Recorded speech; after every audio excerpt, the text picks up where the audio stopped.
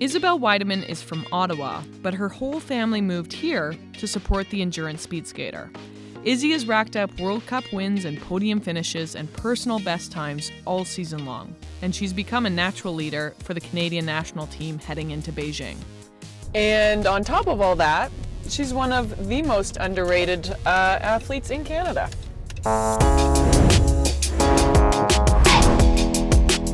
Izzy 95. That was my nickname, of course, for her. She's born in 1995. You're not a kid anymore, though. I know. You're a leader on this team. I'm a veteran now, thank God. How does it feel? It feels surreal. I mean, it seemed to have happened like very fast. I was a rookie for so long, and all of a sudden I was one of the eldest. And yeah, it's crazy. I remember when I was still skating back in the day, I remember Les Gramantic, of course, one of the most formidable track coaches, would watch you run warm up and be like, I could make her a world champion. Like, because you're just so athletic and so naturally talented in long distance. He wanted to make you a track athlete. I totally forgot about that. He still will come up to me in the weight room and he's like, anytime you want to switch over to heptathlon, I got a spot for you. Yeah. After Les, you've never seen me jump or throw. So how do you feel though? I mean, we're going into your second significant Olympic season. Yeah, I feel good. I've worked on so much over the last 4 years coming out of the 2018 Olympics, and yeah, I feel nervous. I feel excited. But yeah, I feel good. How did Pyeongchang go? I mean, there were some ups and downs there. Yeah, it was, going to the Olympics was such a dream of mine since I was very little. And so it was surreal to go and, represent Canada and be part of this incredible team.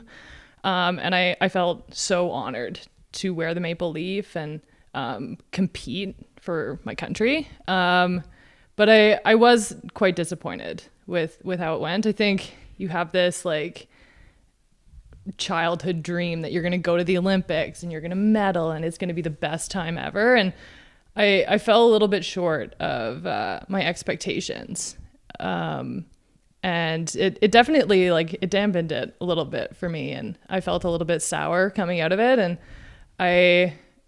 stepping back now, I feel like a lot more at peace towards kind of how I competed and how I performed there. But yeah, it was definitely a little bit of a blow. How often does that disappointment from Pyeongchang live in your head? Probably more than it should. But it's also been this incredible fuel for me. And I use that a lot in training, especially when things get really hard. Every year we get to a point in the season where I don't think I have any more left to give. And I use that often as this, drive to be better and this desire to skate my best at those games. How are you feeling right now? I feel very excited looking forward into this year. I'm very nervous too. I feel, I've put a lot of work into kind of going into this year, and I've changed a lot of things, and I've been uncomfortable a lot, and that makes me nervous. But I'm also very stoked to skate fast and to kind of see where all this training will take me. Olympic year is one of the most stressful things you can do in your life. It's almost more stressful than actually skating at the Olympics. Oh my gosh, totally. Trials, Canadian trials are the worst. Well, I mean, you're Canadian champion, so yeah. You pulled it off and you are skating very well. But yeah, how do you balance just the perma stress with having to live your life and do mundane things on the side? I mean, you're still in school. How do you balance that? I think the balance is actually what takes a lot of the pressure away from skating and what makes me it makes me step back quite often from speed skating and from sport, and it ensures that I don't become too obsessed over times and results and feelings. Because for me especially, it's very easy to kind of work myself up over, all the numbers and the lap times and the results. And so I definitely need that balance aspect in my life to put things into perspective for me. I've gone to school forever. I've definitely You're smarty pants. You're smarty pants. I've been around for a while. I actually got recently voluntold by the University of Calgary that I had to start mentoring some young students. They're also you have to wash the dishes to pay for your tuition. Yeah, exactly. So yeah, it's for me, it's always having things outside of speed skating that have allowed me to create that balance and really enjoy, I guess, and make sure that I continuously enjoy sport and what I'm doing. You were going to school to be a big animal vet. I just got to ask, is that still the plan? I'm not sure. I've kind of jumped around from a lot of things. This is my 8th year of undergrad. That's okay. It took me 9 years. Yeah. But yeah, this is my final year, and I feel a little bit of pressure to kind of figure out what I want to do with the rest of my life. And it's an exciting pressure. It's it's removed from sport, and it gives me something else to work towards, which I think is really important.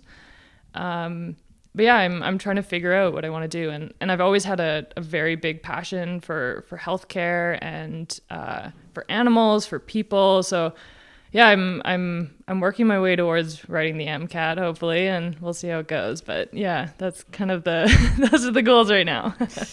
A little secret, nobody knows what they want to do. Don't tell anybody that. Yeah, nobody knows what they want to do, even grown-ups. I love, though, that you say the balance kind of helps you with the perspective. Have you ever lost that perspective? Yeah, for sure. It gets hard over the season as we start to really kind of fine tune training, and we start to taper for these really big events. And going to the Olympics is an incredible experience, but it is also it's quite you're an athlete while you're there, and sometimes you lose that aspect of also being a human being outside of sport. Mm-hmm. And so yeah, I've definitely lost that at moments in my life, and it's interesting when I look back at my best performances. They often are tied to other things happening outside of sport for me, and mm-hmm. whether that's school or family visiting, or I go on a trip with friends to the mountains or whatever, and yeah, they're often linked, and that doesn't fall short for me. Oh, quick story. When I came out to my parents, the following week was Canadian trials, and I got a 7/10 PB in my 500 meter. It's crazy. I got a puppy, and that was the best weekend I've ever skated. Yeah, that's surprising. PB'd in every distance because you're I just got to go home to see the puppy. Exactly. How do you let off steam though? If you ever are oh my gosh, I'm so stressed. What does that look like for you? That's a little bit of a challenging question for me. I'm not good at that. You hang around with me, kid. Yeah. It's something that I've struggled to do.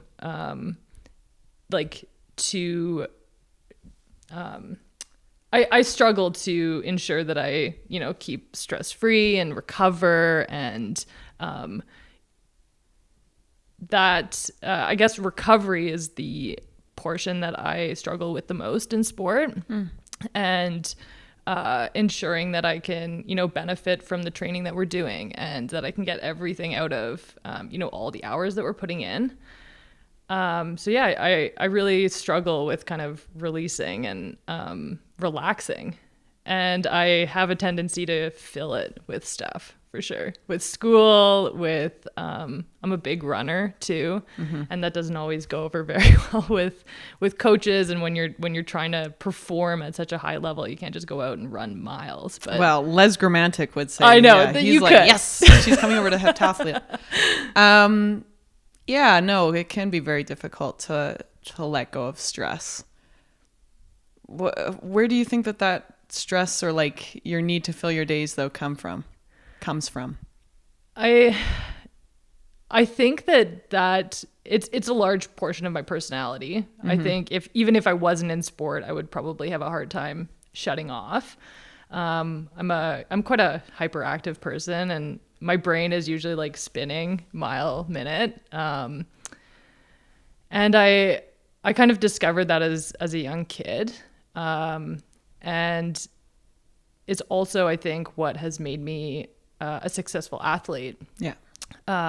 This idea that like, if I just put in more hours and I just work harder and I just do more, then I'm going to be better. And, you know, it works to an extent, but it also has taken away a lot from my performances. And especially at a high level where everybody works like so incredibly hard, you can't get away with that. Yeah. And yeah, it's a very ingrained, deep, I guess, part of me. And I've had to work very hard to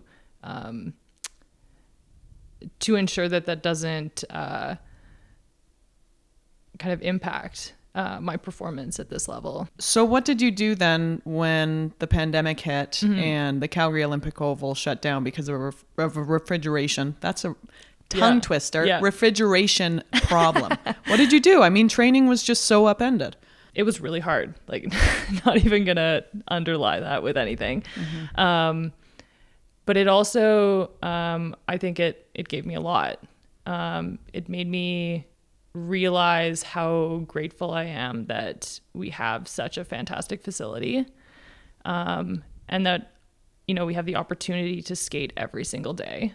And it also really made me be resourceful.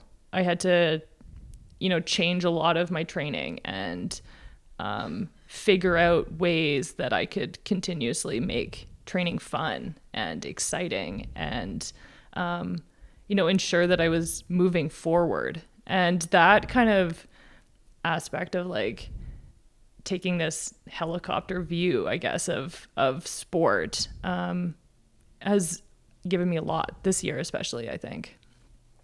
Did it remind you that racing is fun? Totally. Like when something's taken away? Yeah. And yeah, like to miss it, I think, was so important. And I hadn't felt that in, you know, since I started on the national team, this like drive to really, really want to go and skate, and we couldn't. And yeah, it really reestablished that like I love what I do, and I feel very fortunate that I get to do it every day. And unfortunately, it took COVID for me to realize that, but it has definitely like given me a little bit of a fire for sure. You can see it. You've written for CBC and you said, I do about 800 hours of training in the warmer months, so summer. Yeah. For about 75 minutes of racing. Yeah, crazy. Which is still a lot of racing, by the way. Like, I think if you're 75 minutes, I was like 2 minutes.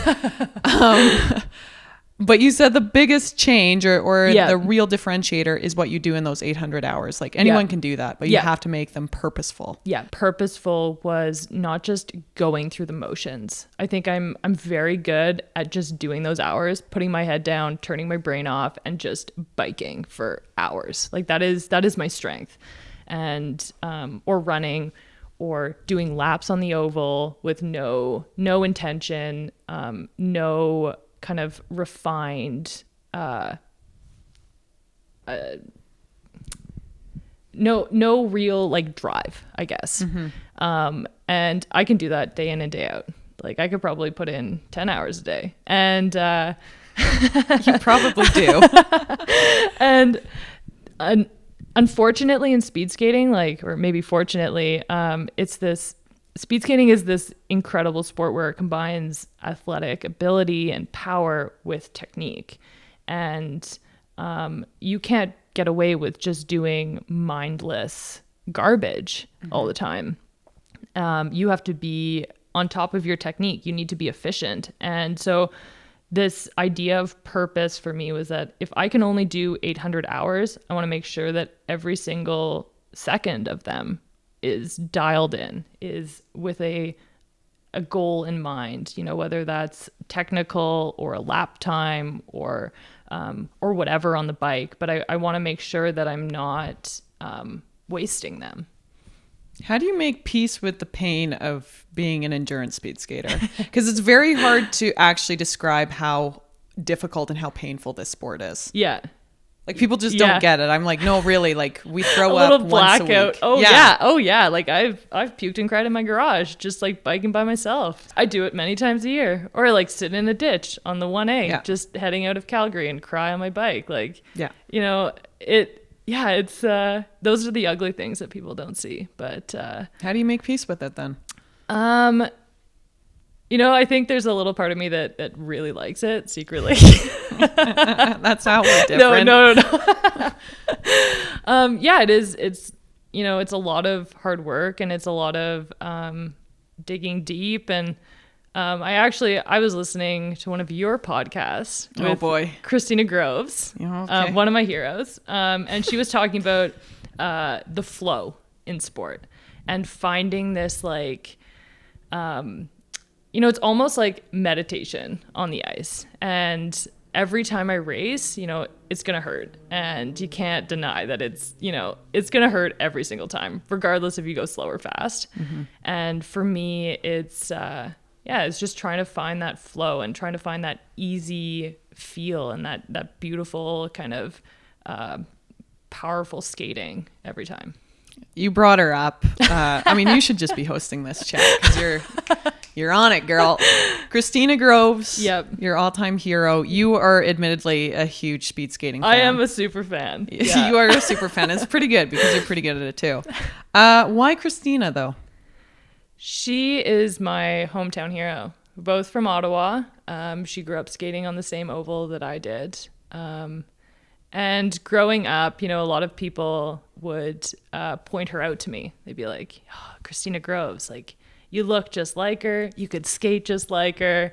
And that really fueled me as a kid, you know, as like a 13-year-old gangly kid at the oval. And I was like, oh, man, I just want to be like Christina Groves. She skates so fast. And it made me so excited about speed skating. Watching somebody from my hometown, like from my home oval, my home club, skate on the World Cup circuit, skate at the Olympics. Mm-hmm. Like, it was so incredible. And I mean, the whole team of women in that generation, for me growing up, like, I had posters of them on my wall. I had posters of you on my wall. No, you like, didn't. Yes, no, I did. Didn't. Yeah, no. You were in the like. Okay, I want that poster. My parents will frame it. You have been so candid though, and it's so nice to hear. But like, do you put pressure on yourself knowing that you're in a position to inspire kids down the line? Very much in the same way that these women did. You know, you and me. For sure. It's they established this incredible legacy, and I always feel like I'm still just following in their footsteps, and I don't often think about kind of my impact on the younger generation coming up, and maybe that's something that I appreciate a little bit more once I'm removed from the sport. But no, I still feel, you know, quite influenced by these women that, you know, are no longer involved, that are, you know, graduated from the sport. But no, I still watch their races. I still have like bookmarks of them, you know, like it gave me a lot of drive as a kid, and I still use that. Was there an exact moment when you were a kid that you're like, I think I want to go to the Olympics? Yeah. Watching Christina Groves skate the 3,000 meters in Vancouver. Oh. Yeah. I was like, there. Really? Yeah. I was like, yep, that's the one. Yeah. And I wasn't really involved with speed skating yet. I was, at a club level, skate once a week, whatever. And I wasn't totally, to be honest, like sold on speed skating. And, but I watched her race and I was like, oh, I want to be a part of that. Knowing that was your childhood dream Yeah. and heroes, how did that Olympic experience live up to just the hype that we tell ourselves in our brains? Totally. Yeah, I was beyond stoked to be part of that team. Like it was such a dream growing up, and to wear the Canadian suit was just so surreal, and to stand on the ice and represent Canada, like I don't know if I can describe those feelings enough. And like it's a little bit conflicting to me because I have these quite negative emotions about how I competed there, and I feel like I really didn't show all of the training that I had done and who I really was as an athlete. I felt like I kind of fell short of that. I feel sour about the results, but the overall experience was the most incredible. What have you changed within the 4 years to hopefully combat some of the sourness of the results? I think the biggest one for me I wanted to change or to improve was my management of stress and my expectations of myself. I put so much pressure on myself. It is all internally driven, and the amount of pressure that I would put on myself was disempowering. It would take away from my ability to perform at my best. And I wanted to change that. I wanted to ensure that, any pressure that I put on myself was only going to make me better, and it wasn't going to take away from how I skated. So that was the biggest thing that I wanted to change. And I feel like I've made some very big strides in that regard. And I think as well, this year in particular, this summer for sure, I wanted to change a lot of kind of my views, I guess, around sport. And I was uncomfortable a lot this summer. Like I changed a lot of habits, I guess, that I'd had in the past. And I wanted to ensure that I was setting myself up as best I could, or giving myself the most opportunity to skate well this year. There aren't very many Olympics, at least left in my career, and I wanted to make the most out of it. And I knew that I was going to have to be quite uncomfortable and put myself outside of my own comfort zone to be able to do that. Like what kind of habits? You give up smoking or what? Sleep was a big one for me. Mm-hmm. I am not a sleeper. Dear. I know. I could probably not sleep. Like I could go like 4 days not sleep and be like totally fine. So that was like a big thing that I needed to change and I needed to address. And another thing was nutrition. Like I was really falling short on fueling myself and really struggling to do it properly and to approach nutrition properly. And it was a big struggle for me. And, I sat down with my coach at the beginning of the year and he was like, you got to put on some weight. And that sucked. And that was a very uncomfortable process for me over the summer. And I had to put on some muscle. I had to get stronger. I needed to make my body more resilient. The last few years I was perpetually sick. I was always struggling with weird injuries, illnesses, and I put that down a lot to nutrition surrounding training. And that was something that I really needed to focus on. So I've been working with a specialist now, a dietitian, and somebody that's helping me monitor that. But yeah, it's been very uncomfortable. Yeah, it's so funny, like how people wouldn't think that like changing your nutrition habits, your dietary habits, totally. It is incredibly difficult. But you have to make those changes, and when it's the perfect time to do it. All in the name of the game. In the name of the game. And you are a leader on the team. There's so much buzz about this Canadian speed skating team. Yes. I'm probably guilty of perpetuating it, but it's a unique time. Like, what is so special about the team that we will see heading into Beijing?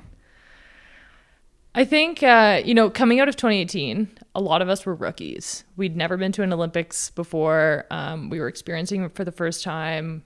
Not a lot of us had skated World Cups. Like, it was a very new team. And going into Beijing, I think a lot of us, we've gained a lot of experience traveling as a team, competing at the World Cups, the World Championships. And I also think that COVID had a lot to do with that. Mm-hmm. We didn't get to skate last year. I think a lot of us are just so excited to be competing again and be training on a regular schedule. And I think there's a lot of kind of attitude of gratitude going on. Like, people are just so happy to be back. People are going fast times, like, especially those. Well, you skated some of them. Yeah. Like, as people go fast, like, it fuels the team, and it gives it so much energy, and it's a perpetual cycle. It's exciting to be a part of. What's success going to look like for you in Beijing? I think I've thought about this a lot. Success for me in Beijing will be performing at my best and feeling like I showcased kind of who I was as an athlete and how much work I had done leading into that, and feel like I had or success will be feeling like I've given it my all, and I'll be happy, I think, if I can do that. 800 hours of purposeful training, crying in a ditch. Oh, those lovely stories. Oh yeah, I got so many of those. Gosh. Freezing rain. Yep. No. You're gonna get it done. Thanks. 1995. I know. I'm like the eldest on the team. I know. Now. We got some like 2002. I know. No, how do you think I feel? Those are babies. Babies. Oh. Peace.